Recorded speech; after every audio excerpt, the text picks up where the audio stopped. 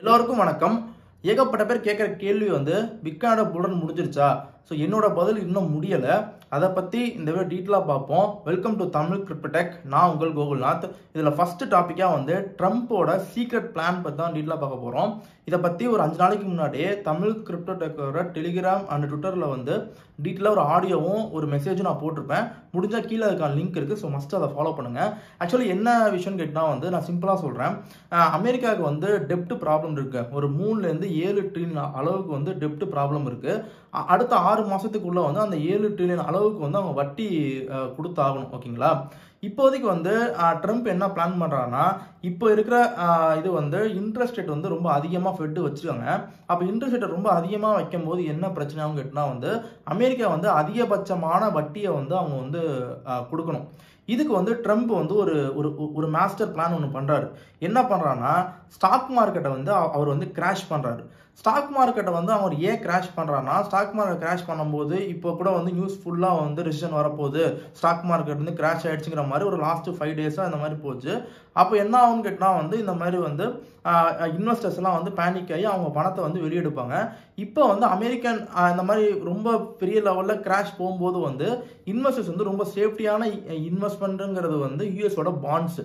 So American பாண்ட்ஸை அவங்க by பண்ண ஆரம்பிப்பாங்க. ஓகேங்களா? ஏன்னா அதுதான் சேஃப்டி இன்வெஸ்ட்மெண்ட்னு சொல்லி அதை பை பண்ண ஆரம்பிப்பாங்க. அப்படி பை பண்ண ஆரம்பிக்கும் போது அமெரிக்காவோட பாண்டோட ரேட்டு இன்க்ரீஸ் ஆகும். ஓகேங்களா? அமெரிக்காவோட பாண்ட் ரேட்டு இன்க்ரீஸ் ஆகும்போது அமெரிக்காவோட பாண்டோட ஈல்டு லெவல் கம்மியாகும். ஸோ இந்த பாண்ட் ஈல்டுக்கான லெவல் ஏன் கம்மியாகுது, இது ஏன் இன்க்ரீஸ் ஆகும்போது ஏன் கம்மியாகுங்கிறது ஒரு ஹியூஜ் டாபிக்கு. நான் சிம்பிளாக சொன்னால், பாண்ட் ரேட் இன்க்ரீஸ் ஆகும்போது பாண்டோட ஈல்டு கம்மியாகும். ஸோ இந்த மாதிரி அவங்க பாண்டோட ஈல்டு கம்மியாயிடுச்சுன்னா கம்பல்சரி ஃபெட்டு அவங்க இன்ட்ரெஸ்ட் ரேட்டை கட் பண்ணியே ஆகணும். இதுதான் அந்த ரூல் அந்த மாதிரி சொல்லலாம்னு வச்சுக்கோங்களேன். ஃபெட்டு இந்த ரியல் கோல் என்னன்னு கேட்டால் ஃபெட்டு இன்ட்ரெஸ்ட் ரேட்டை கட் பண்ணும். இதுதான் ட்ரம்ப்புக்கு தேவை. ஏன் கட் பண்ணால் பாண்டோட ஈல்டை டிக்ளைன் பண்ணணும். ஸோ பாண்டோட ஈல்டு அது டிக்ளைன் பண்ணணும்னா பாண்டோட ப்ரைஸை அதிகரிக்கணும். பாண்டோட ப்ரைஸ் அதிகரிக்கிறதுக்கு ஸ்டாக் மார்க்கெட்டை கிராஷ் பண்ணணும். இந்த மாதிரி கிராஷ் பண்ணும்போது இப்போ வேர்ல்டு ஃபுல்லாக பேனிக் ஆகிட்டாங்களே, இது மாதிரி பேனிக் ஆகும்போது என்ன ஆகும் கேட்டால் திருப்பி கொடுக்க வேண்டிய அவங்க பாரோயிங் காஸ்ட் இருக்குல்ல, திருப்பி கொடுக்க வேண்டிய அந்த வட்டி விதிகள்லாம் ரொம்ப ரொம்ப கம்மியாக கவர்மெண்ட் கொடுக்கலாம். அப்படி கொடுக்கும்போது என்ன ஆகும் கேட்டால் இன்ட்ரெஸ்ட் ரேட்டை கம்மி பண்ணும்போது மணி பிரிண்டிங்கை ஃபெட்டு ஸ்டார்ட் பண்ணிடுவாங்க. அந்த மணி பிரிண்டிங் எக்கனாமியை பூஸ்ட் பண்ணி விட்டுரும். அண்டு ஸ்டாக் மார்க்கெட்டையும் ஸ்டாக் மார்க்கெட் முக்கியமாக ரிஸ்கி அசெட்ஸ் லைக் பிட்காயின், இந்த மாதிரி எத்திரியம், இந்த மாதிரி இருக்கிற ரிஸ்கி அசெட்ஸ் எல்லாத்தையுமே லிக்விட் இன்ஜெக்ஷனால அது பூம் பண்ணி விட்டுரும். ஓகேங்களா? இதை பற்றி ஒரு 6 மாதத்துக்கு முன்னாடியே நான் மணி சப்ளை பற்றி டீட்டெயிலாக ஒரு வீடியோ நான் பண்ணியிருக்கேன். அதுக்கான லிங்க் இங்கே வந்திருக்கும். கீழேயும் நான் கொடுக்குறேன். ஸோ முடிஞ்சால் செக் பண்ணி பாருங்கள். பட் இப்போ ட்ரம்ப் இப்போ ரெசிஷன் இந்த மாதிரி பேனிக் பண்ணுறது எல்லாமே இதுக்காண்டி தான் அவர் பேனிக் பண்ணுறாரு. அதுக்காண்டி தான் வேர்ல்டு மீடியா எல்லாமே அதை பற்றி பேசிகிட்டு இருக்காங்க. இப்போ ஒரு 5 நாளாகவே ரெசிஷன் வரப்போதாங்கிற கண்டிஷன் இருக்குல்ல. பட் என்னையை பொறுத்த வரைக்கும் லாஸ்ட்டு ஒரு 3 வருஷமா 2022லேருந்து தான் நான் இந்த ரெசிஷனுங்கிற பேரை நான் கேள்விப்படுறேன். என்னையை பொறுத்த வரைக்கும் இந்த ரெசிஷனை கண்டுபிடிக்கிறதுக்கு எந்த வித டூலுமே அக்யூரேட்டாக கிடையவே கிடையாது. ஃபெட்டை பொறுத்த வரைக்கும், அவங்களோட வார்த்தையை பொறுத்த வரைக்கும் அமெரிக்காவோட லேபர் மார்க்கெட் ரொம்ப ஸ்ட்ராங்காக இருக்குது. இன்ஃப்ளேஷன் கம்மியாகிட்டே இருக்குது.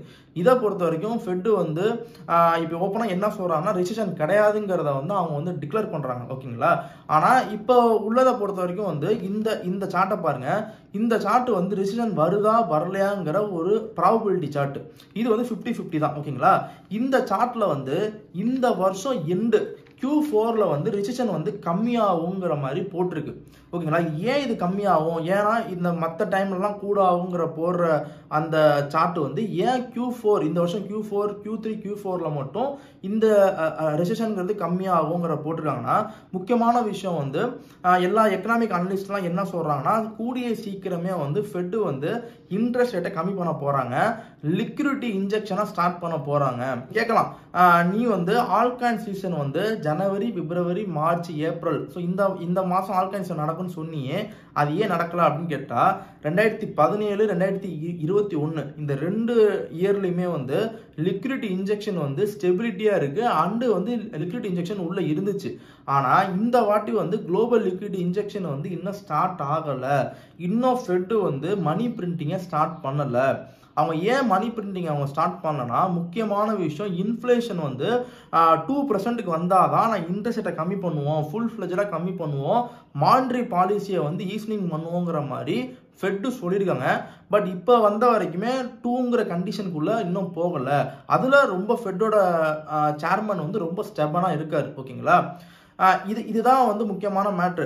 இனிமேல் வந்து இந்த உங்களுக்கு இந்த 4 இயர் சைக்கிள், அதுக்கப்புறம் வந்து உங்களுக்கு ஆல்விங்க்கு முன்னாடி ஆல்விங்க்கு அப்புறம் உங்களுக்கு பம்ப் ஆகும். இந்த மாதிரி விஷயங்கள் எல்லாமே வந்து ஒரு ஃபெயிலியருக்குள்ளே போயிடுச்சு. பிகாஸ் ஆஃப் வந்து நான் என்ன நினச்சேன்னா, நான் அக்டோபர் அண்டு செப்டம்பர் நவம்பரில் நான் வீடியோ போடலை. இந்த மாதிரி வந்து ஆல்கலைசேஷன் ஸ்டார்ட் ஆக போது நான் வீடியோ போடலை. நான் என்ன நினச்சேன், எப்போவுமே வந்து அமெரிக்கனோட எலெக்ஷன் முடிஞ்சிருச்சுன்னா உடனே ஃபெட்டு வந்து அவங்க இன்ட்ரெஸ்ட் ரேட்டை கம்மி பண்ண ஸ்டார்ட் பண்ணிடுவாங்க. லிக்விட் இன்ஜெக்ஷன் வந்து ஸ்டார்ட் பண்ணிடுவாங்க. மணியை பிரிண்ட் பண்ண ஆரம்பிச்சிடுவாங்க. ஆனால் நான் அப்போ என்ன நினச்சேன்னா வந்து டிசம்பர் மாதம் வந்து எலெக்ஷன் ஆக போகுது. அப்போயே அவங்களுக்கு வந்து யார் ஜெயிக்க போகிறாங்கிற கண்டிஷன் வந்து ஓரளவுக்கு வந்து புரிஞ்சிடும் அவங்களுக்கு ஃபெட்டுக்கு. ஸோ அப்போயே என்னையை பொறுத்த வரைக்கும் இன்ட்ரெஸ்ட் ரேட்டை கம்மி பண்ணிவிடுவாங்க, மணி பிரிண்டிங்கை ஸ்டார்ட் பண்ணிவிடுவாங்கன்னு நான் நினச்சேன். ஆனால் இப்போ உள்ள ஃபெட்டோட சேர்மனு ரொம்ப ஸ்டெபனாக இன்ஃப்ளேஷன் 2%க்கு வர வரைக்கும் நான் வந்து மணி பிரிண்டிங்கை ஸ்டார்ட் பண்ண மாட்டேன்னு சொல்லியிருக்காரு. இதனால தான் ட்ரம்ப் விசஸ் ஃபெட்டுங்கிற கண்டிஷனுக்குள்ளே இப்போ வந்து போயிட்டு இருக்காங்க. இப்போ நம்ம ஊரில் தெரியல, பட் அமெரிக்காவில் வந்து இந்த சண்டை போயிட்டு இருக்கு. ட்ரம்ப் என்ன சொல்கிறான்னா, இன்ஃப்ளேஷன்லாம் ஒரு ப்ராப்ளமே கிடையாது, நீ இன்ட்ரெஸ்ட் ரேட்டை கம்மி பண்ணுங்கிறாரு. ஃபெட்டு என்ன சொல்லுதுன்னா, நான் கம்மி பண்ண மாட்டேங்கிற மாதிரி ஃபெட்டு சொல்லுது. பட் கூடிய சீக்கிரமே ஃபெட்டு வந்து ட்ரம்ப் கண்ட்ரோல்குள்ளே வந்துடும். ஓகேங்களா? அண்டு வந்து இன்னொரு முக்கியமான விஷயம் இருக்கு. இந்த இண்டிகேட்டர்ஸ்லாம் இருக்குல்ல, இந்த இதில் வந்து இந்த லிக்விடிட்டியை வந்து பூஸ்ட் பண்ணுறதுக்கு வெறும் ஃபெட்டு மட்டும் கிடையாது. ஃபர்ஸ்ட் ஒரு 4 விஷயங்கள் இருக்கு. ஃபர்ஸ்ட் வந்து ஃபெட் ரிசர்வோட லிக்விடிட்டி. ஓகேங்களா? ரெண்டாவது வந்து முக்கியமாக சைனாவோட லிக்விடிட்டி. மூணாவது வந்து அமெரிக்கன் டாலர் வந்து எப்படி வந்து பிகே ஆகுதுங்கிற கண்டிஷன். நாலாவது வந்து பாண்ட் மார்க்கெட். ஓகேங்களா?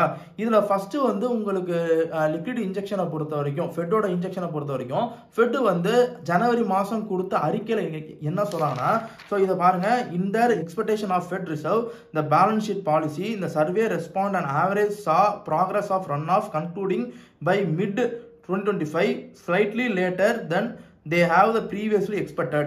இது என்ன சொல்லலாம் புரிஞ்சுக்கோங்க. ஃபெட்டு வந்து லிக்விட் இன்ஜெக்ஷன் நான் எப்போ ஸ்டார்ட் பண்ணுவோங்கிறத வந்து ஜனவரி 28 ஒரு அறிக்கையாக சொல்லியிருக்காங்க. அந்த அறிக்கையில் வந்து ஒரு லைனில் வந்து 2025 மிட்டில் தான் வந்து நாங்கள் ப்ராக்ரஸை ஸ்டார்ட் பண்ணுவோம்.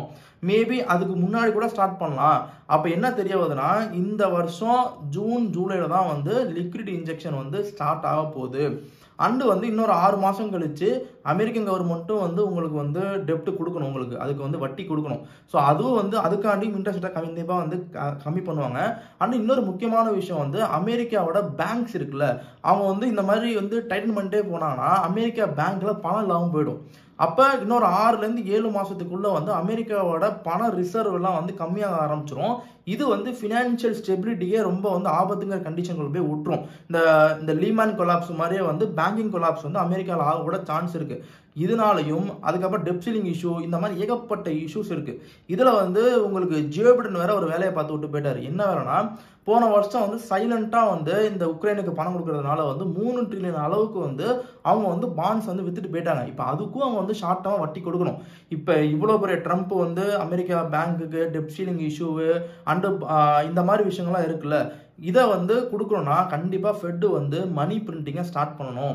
அப்படி மணி பிரிண்டிங்கை ஸ்டார்ட் பண்ணலன்னா கண்டிப்பாக இன்னொரு 6 மாதத்துக்குள்ளே வந்து கண்டிப்பாக வந்து அமெரிக்காங்கிற கண்ட்ரி வந்து ஃபினான்ஷியல் இன்ஸ்டெபிலிட்டி உள்ள போயிடும். ஃபினான்ஷியல் கிரைசிஸ் கூட பெரிய லெவலில் வரதுக்கான சான்ஸ் ரொம்ப அதிகமாக இருக்குது. ஸோ அதனால கண்டிப்பாக ஃபெட்டு வந்து லிக்விட் இன்ஜெக்ஷன் ஸ்டார்ட் பண்ணிடுவாங்க. இப்படி வந்து ஃபெட்டு வந்து லிக்விட் இன்ஜெக்ஷன் ஸ்டார்ட் பண்ணிட்டாங்கன்னா டாலர் வந்து கண்டிப்பாக வந்து கொஞ்சம் வீக்கன் ஆக ஸ்டார்ட் ஆகிடும். அப்படி நீங்கள் வீக்கன் ஆகும்போது இப்போ லாஸ்ட் ஒரு 2 வீக்ஸாக வந்து டாலர் வந்து கொஞ்சம் வீக்கனிங் கண்டிஷன் தான் இருக்குது. எப்போல்லாம் டாலர் வந்து உங்களுக்கு வீக்கனிங் ஆகுதோ அப்போல்லாம் வந்து ரிஸ்கி அசெட்ஸ் வந்து பம்ப் ஆகும். ஓகேங்களா? அண்டு வந்து ரெண்டாவது முக்கியமான விஷயம் வந்து சைனாவோட லிக்விடிட்டிங்க. எப்படி அமெரிக்காவோட லிக்விடிட்டி ரொம்ப முக்கியமோ சைனாவோட லிக்விடிட்டி ரொம்ப முக்கியம். சைனாவும் வந்து ஒரு மாதத்துக்கு முன்னாடி நான் கூட வந்து நம்ம டெலிகிராமில் நான் ஒரு போஸ்ட் போட்டிருப்பேன். சைனாவும் அவங்களோட மானிட்டரி பாலிசி வந்து ஈஸ்னிங் பண்ண போகிறாங்க, அவங்க இன்ட்ரெஸ்ட் ரேட்டை கம்மி பண்ண போகிறாங்கிற மாதிரி மாதிரி நியூஸ் வந்திருக்கு. அண்டு வந்து அவங்களும் வந்து கண்டிப்பாக வந்து லிக்விடிட்டி இன்ஜெக்ஷனாக ஸ்டார்ட் பண்ணிடுவாங்க. இதுக்கு என்ன ஒரு எக்ஸாம்பிள் கேட்டினா வந்து ஒரு 1.5 மாதத்துக்கு முன்னாடி வந்து சைனா வந்து கிட்டத்தட்ட வந்து $1 trillion வந்து இதில் இன்வெஸ்ட் பண்ணாங்க. இதெல்லாம் கேட்டால் வந்து உங்களுக்கு ஏஐல வந்து இன்வெஸ்ட் பண்ணாங்க. ஸோ இதுதான் வந்து இதுக்கான ஒரு எக்ஸாம்பிள். ஸோ இப்போ தான் வந்து கொஞ்சமாக வந்து லிக்விடிட்டியை உள்ளே விடுவாங்க. இப்போ சைனா லிக்விடிட்டி முடிஞ்சிருச்சா? அப்போ 4 முக்கியமான விஷயம் வந்து பாண்டோட அமெரிக்கன் பாண்ட்ஸு. ஸோ பாண்டை பொறுத்த வரைக்கும் வந்து நான் முன்னாடியே சொன்ன மாதிரி தான், எப்போ வந்து அமெரிக்காவோட பாண்டு வந்து இன்க்ரீஸ் ஆகுதோ, ஸ்டாக் மார்க்கெட் கிராஷ் பண்ணால் அமெரிக்காவோட பாண்டு வந்து பை பண்ண ஆரம்பிப்பாங்க. அப்போ இன்க்ரீஸ் ஆகும்ல, அப்படி அது இன்க்ரீஸ் ஆகும்போது கண்டிப்பாக வந்து இன்ட்ரெஸ்ட் ரேட்டை கண்டிப்பாக கம்மி பண்ணி ஆகணும். இதனால வந்து உங்களுக்கு ஒரு லிக்விடிட்டி இன்ஜெக்ஷன் ஸ்டார்ட் ஆகும். புரியுதுங்களா? இது ஒரு சர்க்கிள் மாதிரி. இந்த சர்க்கிள் வந்து கண்டிப்பாக இருக்கணும். ஓகேங்களா? கண்டிஷன்ங்கிறது வந்து இந்த வருஷம் ஜூன் ஜூலை அந்த கண்டிஷனில் இருக்க போது அண்டு ப்ராபபிலிட்டி சார்ட்டு அதுலேயும் வந்து உங்களுக்கு வந்து ரிசிஷன் வந்து ரொம்ப கம்மியாகிறதுக்கு வந்து Q4 நடக்குங்கிற மாதிரி பொலிட்டிக்கல் அனலிஸ்ட் எக்கனாமிக்கல் அனலிஸ்ட்லாம் இதை சொல்கிறாங்க. ஸோ இதை பொறுத்த நான் சொல்ல வரேன். இன்னும் ஆல்கானிஸ் இன்னும் முடியலை, பிட்காயினோட புல்ரன் இன்னும் முடியலை, அது வந்து டிலே ஆகிருக்கு. இதை நாங்கள் வந்து கவனிக்க விட்டுட்டோம். பட் நான் என்ன நினச்சேன்னா போன டிசம்பர்லேயே அதை ஸ்டார்ட் பண்ணிவிடுவாங்க நான் நினச்சி தான் நான் வந்து இது ஆல்கானிஸ் நடக்கும்னு நினச்சேன். பட் அப்படி பண்ணல. ஓகே, இது ஒரு டேட்டான்னு வச்சுக்கலாம் நம்ம. இது ஒரு ஹியூஜ் டேட்டா. அதனால லிக்விடிட்டி இன்ஜெக்ஷனை ஸ்டார்ட் பண்ணாமல் பிட்காயினோட புல்ரன் நடக்காது, ஆல்காயினுக்கும் புல்ரன் நடக்காது. முக்கியமாக ஆல்காயினுக்கு புல்ரன் நடக்காது. இன்னொரு முக்கியமான விஷயத்த வந்து நான் மறந்துட்டேன். அது வந்து மார்ச் 18, 19 வந்து ஃபெட்டோட மீட்டிங் வந்து வருது. ஸோ அந்த மீட்டிங்கை பொறுத்த வரைக்கும் நம்மளுக்கு ஒரு அக்யூரேட்டான டேட்டா வந்து லிக்விடிட்டி இன்ஜெக்ஷனை பற்றி நம்ம டேட்டா வந்துடும். சரி, உங்கள் லிக்விடிட்டி வந்து இன்ஜெக்ஷனை ஸ்டார்ட் பண்ணிட்டாங்கன்னா வெறும் அமெரிக்கா போடுறது மட்டும் பணமாக இருக்காது, வேர்ல்டு ஃபுல்லாக அது வந்து ஒரு ட்ரிகர் பண்ணி விட்டுரும். ஓகேங்களா? அப்போ லிக்விடிட்டி வந்து சராசரன்னு உள்ளே வர ஆரம்பிச்சிடும். வெறும் வந்து ஒயிட் மணி மட்டும் அதில் உள்ளே வராது, ஏகப்பட்ட பிளாக் மணியும் அதில் உள்ளே வரும். அப்படி இருக்கும்போது கண்டிப்பாக அது வந்து ரிஸ்கி ஆக்சஸ்க்கு வந்து பெரிய லெவலில் பம்ப் ஆகும். என்னையை பொறுத்த வரைக்கும் நான் எந்தவித ஆல்காயினையுமே நான் செல் பண்ணல. ரொம்ப ஸ்ட்ராங்கான ஒரு நரேட்டிவ்ஸ் RWA, ஏஏ, கேமிங்கு, இந்த மாதிரி, அப்புறம் மீமு, பொட்டன்ஷியல் மீம்ஸு, அப்புறம் லேயர் 1, இந்த மாதிரி ஸ்ட்ராங்கான ஒரு நரேட்டிவ்ஸில் வந்து கண்டிப்பாக பணத்தை இன்வெஸ்ட் பண்ணுங்கள். கொஞ்சம் ரிஸ்க்கு தான், கொஞ்சம் வெயிட் பண்ணுங்கள், வேறு வழியே கிடையாது. நீங்கள் சம்பாதிக்கணும்னா இதில் வெயிட் பண்ணி தான் ஆகணும். கரெக்டாக எடுத்துகிட்டு போகிற முடியாது. இதில் வந்து கொஞ்சம் பிரச்சனைகள் இருக்குது, பிரச்சனை ஆயிருக்கு. நம்ம இதை செக் அவுட் பண்ணிக்கலாம். ஓகேங்களா? ஸோ இதான் வந்து இதோட டீட்டெயிலான ஒரு விஷயங்கள். இதை வந்து ஒரு சில டாபிக்ஸ் வந்து நான் வந்து விர்ச்சுவல் பேக்கன்ங்கிற யூடியூப் சேனலில் வந்து நான் கொஞ்சம் எடுத்திருக்கேன். முடிஞ்சால் அவரோட யூடியூப் சேனல் போய் பாருங்கள். கிட்டத்தட்ட ஒரு 50 மினிட்ஸ்க்கு மேலே அந்த வீடியோ பண்ணியிருக்காரு. முடிஞ்சால் செக் அவுட் பண்ணி பாருங்கள். ஓகே, பிட்காயினோட டெக்னாலஜிக்குள்ளே போயிடலாம் நம்ம. ஸோ பிட்காயினோட டெக்னாலஜியை பொறுத்த வரைக்கும் இப்போதைக்கு வந்து உங்களுக்கு 85,000, ஸோ இந்த ரேஞ்சுக்குள்ளே சுற்றிட்டே இருக்குது. நான் திருப்பி சொல்கிறேன், உங்களுக்கு 200 டே இஎம்ஐங்கிறது வந்து 82, 84 இந்த ரேஞ்சில் இருக்குது. ஸோ இந்த ரேஞ்சை உடைக்கக்கூடாது. இந்த ரேஞ்சை உடைச்சாலும் ஒரு விக்கு கொடுக்கலாம், இல்லை லைட்டாக கீழே வரலாம். பட் அதுக்கப்புறம் வந்து என்னையை பொறுத்த வரைக்கும் இந்தமாதிரி ஒரு புல்லிஷ் கண்டிஷனுக்குள்ளே மேபி போகலாம். ஒரு சின்ன ஒரு ரிலீஃப் ரேலி மாதிரி கொடுக்கலாம், ஒரு 90, 91. ஸோ இந்த ரேஞ்சு வரைக்கும் ஒரு ஒன் சினோரியோ போகிறதுக்கான சான்ஸ் இருக்குது. பட் நான் திருப்பி சொல்கிறேன், பேக்கப்புக்கு வந்து நீங்கள் டாலரை வந்து பேக்கப்பு கண்டிப்பாக ஹோல்ட் பண்ணுங்கள். ஏன்னா ஆப்பர்ச்சுனிட்டிஸ் மார்க்கெட் கொடுக்க சான்சஸ் இருக்குது ஃப்யூச்சரில். அப்படி கொடுத்தாங்கன்னா உன்னால் முடிஞ்ச அளவுக்கு வந்து நீங்கள் பிட்காயினையும் நல்லா ஸ்ட்ராங்கான ஆல்காயின்ஸ், எத்திரியம், அதுக்கப்புறம் வந்து என்னென்ன பொட்டன்ஷியல் ஆல்காயின்ஸ் எல்லாத்தையும் வந்து முடிஞ்சால் டிசிஏ பண்ணுங்கள், பை பண்ணுங்கள். இது வந்து ஃபினான்ஷியல் அட்வைஸ் கிடையாது, ஐம் நாட் ஃபினான்ஷியல் அட்வைசர். நீங்கள் ஓன் ரிஸ்க்கை நீங்கள் பை பண்ணுங்கள். கிரிப்டோ கரன்சியே உங்களுக்கு வந்து கொஞ்சம் ரிஸ்க் தான். ஓகேங்களா? இந்த வீடியோ பிடிச்சிருந்தா லைக் பண்ணுங்கள். இந்த வீடியோ பற்றின கமெண்ட்ஸ் என்னன்னு சொல்லி கண்டிப்பாக கீழே சொல்லுங்கள். கொஞ்சம் நெகட்டிவ் கமெண்ட்ஸ்லாம் போடாதீங்க, ஏன்னா நானே கொஞ்சம் டிப்ரெஷனில் தான் இருக்கேன். எனக்கு அதெல்லாம் போட்டு ரொம்ப மன உளைச்சலுக்கு உள்ளாக்காதீங்க. முக்கியமாக இந்த வீடியோ எல்லாத்துக்கும் ஷேர் பண்ணுங்கள். பாய்.